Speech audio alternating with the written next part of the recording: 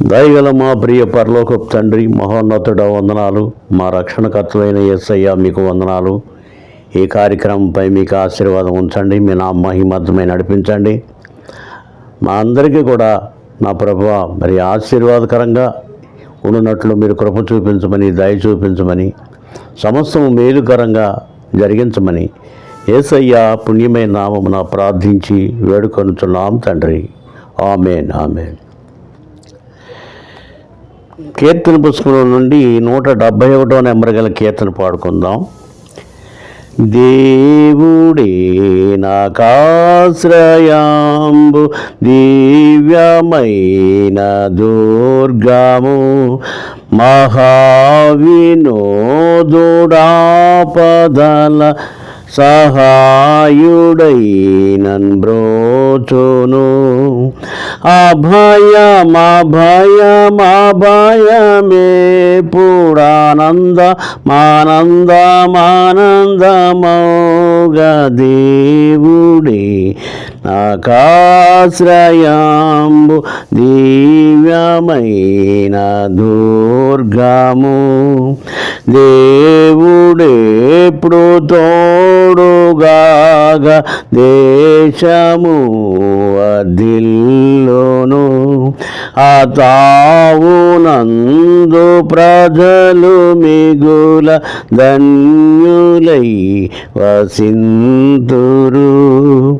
అభయమభయమభయమేపుడానందమానందమౌగా, దేవుడే నాకాశ్రయాంబు, దివ్యమైన దుర్గము, కోటయు నశ్రయమునై యాకోబు దేవుడుండగా, ఏటికింక వెరవలయు నేప్పుడు నాకు పండుగ. అభయమభయమభయమేపుడానందమానందమౌగా, దేవుడే నాకాశ్రయాంబు, దివ్యమైన దుర్గము. ప్రభునందు ప్రియమైనటువంటి సహోదరి సహోదరులరా, దేవుని వాక్యంలో నుండి కొన్ని విషయాలు మనం ధ్యానం చేద్దాం. దేవుడైన యెహోవా నరులను సృష్టించారు భూమి మీద. ఆదాము, అవ్వ అనేటటువంటి పేరు కలిగిన వారిని ఆయన నిర్మించాడు. ఆ తర్వాత ఆదాము, అవ్వ ఇద్దరు కూడా కయ్యీను, హేబేలు అనేటటువంటి వారిరువురిని కన్నారు. వారిరువురు కూడా కయ్యీను, హేబేలు మీద పగపట్టి అతన్ని చంపి, అతన్ని ఆ కయ్యీను దూరదేశములకు పారిపోయాడు. నోదు దేశంలోనికి వెళ్ళిపోయాడు. అక్కడ ఉన్నాడు, అక్కడ కాపురం చేస్తున్నాడు. సరే, ఈ విధంగా ఆదాము యొక్క ప్రథమ సంతానము పాడైపోయినప్పుడు ఆదామును మళ్ళా దేవుడు జ్ఞాపకం చేసుకున్నాడు. ఆదాముకి షేతు అనేటటువంటి కుమారుని ఇచ్చాడు. ఈ షేతుకి ఎనోషు పుట్టాడు. ఎనోషు పుట్టిన తర్వాత వారి కుటుంబంలో ప్రార్థన చేయట ప్రారంభమైనది. వారి కుటుంబంలో ప్రార్థన చేయటం ప్రారంభమైంది. అక్కడ నుండి ఆ కుటుంబము దేవునిలో ఎదుగుతున్నట్లుగా మనం చూస్తున్నాం. ఇక్కడ నుండి ఈ యొక్క సమయంలో చూసినట్లయితే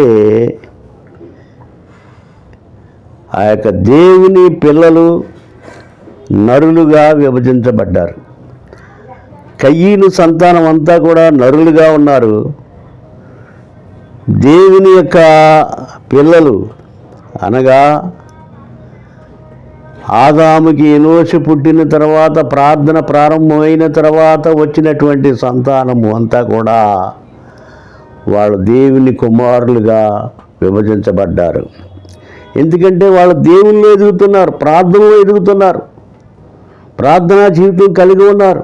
కాబట్టి వాళ్ళు దేవుని కుమారులని పిలువబడుతున్నారు. కయ్యని కుటుంబం భ్రష్టమైన కుటుంబం, భయంకరమైనటువంటి పాపానికి బలైపోయినటువంటి కుటుంబం, పాపానికి మరి వాళ్ళు లోబడిపోయినటువంటి కుటుంబం. ఆ కుటుంబము నరులుగా వారు పెరుగుతున్నారు. కాబట్టి ఇక్కడ రెండు తెగలుగా మారిపోయినట్లుగా మనం చూస్తున్నాం. కాబట్టి మరి 6వ అధ్యాయంలోకి వచ్చి చూస్తే దేవుని కుమారులు నరుల కుమార్తెలు చక్కని వారని వాళ్ళను ప్రేమించి, వాళ్ళను మోహించి, వాళ్ళను పెళ్లి చేసుకొని దేవుని కుమారులు కూడా అటువైపు తిరిగినట్లుగా మనం చూస్తున్నాము. ఈ విధంగా భూమి మీద ఉన్నటువంటి ఈ సంతానము, ఇటు నరుల కుమారులు, నరులు కానివ్వండి, ఇటు దేవుని పిల్లలు కానివ్వండి, వీళ్ళందరూ కూడా మిక్స్డ్ అయిపోయారు. దేవుని ఎదుట వీళ్ళది సత్ప్రవర్తన కలిగి లేరు, మంచిగా లేరు, దేవునికి విరోధంగా జీవిస్తున్నారు, పాపానికి బాగా గురైపోయారు, పాపం చేయడం బాగా అలవాటు చేసుకున్నారు. ఒకరినొకరు మోహించుకోవడం, ఒకరినొకరు పాపం చేయటం, ఈ విధంగా పాపానికి దాసులైపోయారు. అట్లాంటి సమయంలో దేవుడు ఒకసారి భూమి మీదకి చూసినప్పుడు ఈ విధంగా నరుడు ఈ విధంగా అవడం వల్ల ఆయన చాలా హృదయంలో సంతాపపడ్డాడు దేవుడు. అయితే ఏం చేయాలి? ఇప్పుడు ఏం చేయాలంటే నాహు కుటుంబము మాత్రం వారికి ఎంతో మరి నిందారహితముగా నాహు దేవుని కృప పొందినవాడుగా కనపడ్డాడు దేవునికి.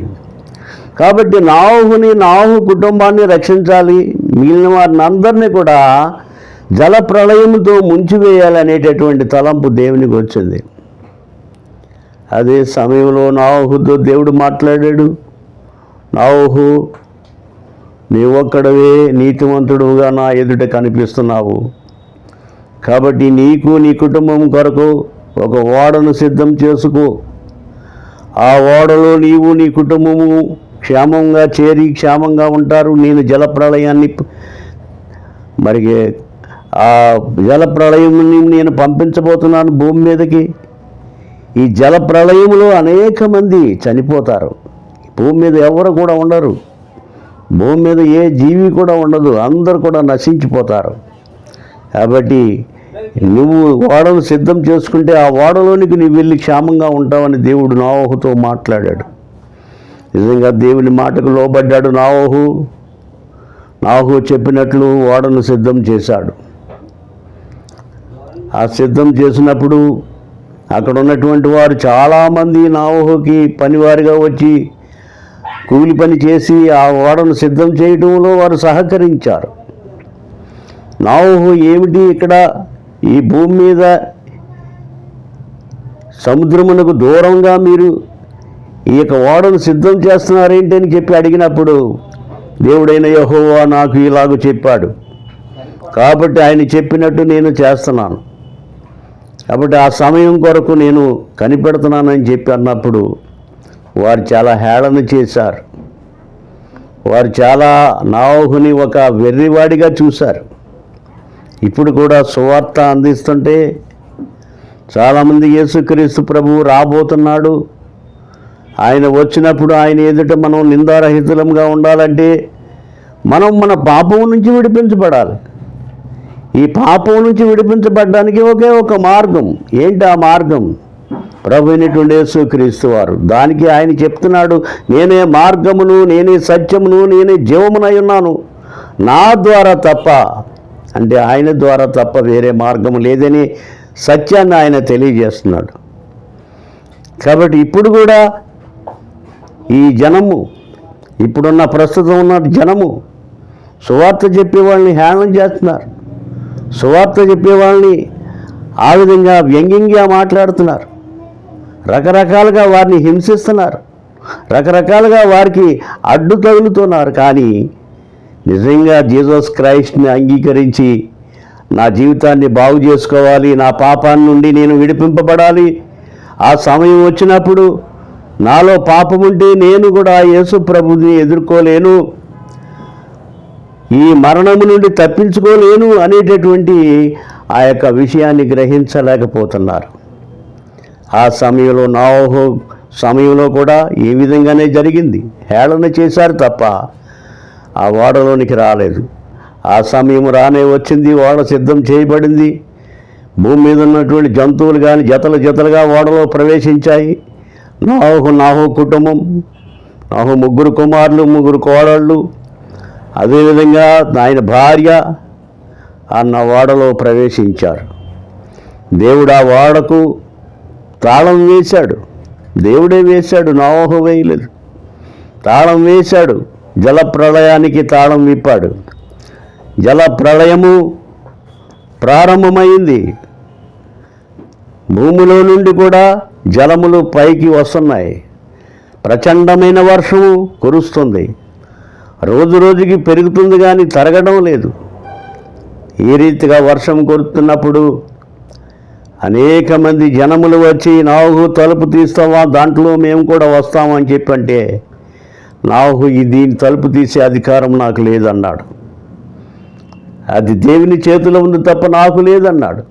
చాలామంది ఆ ఓడ బయట ఉన్నటువంటి వారందరూ కూడా చనిపోయారు.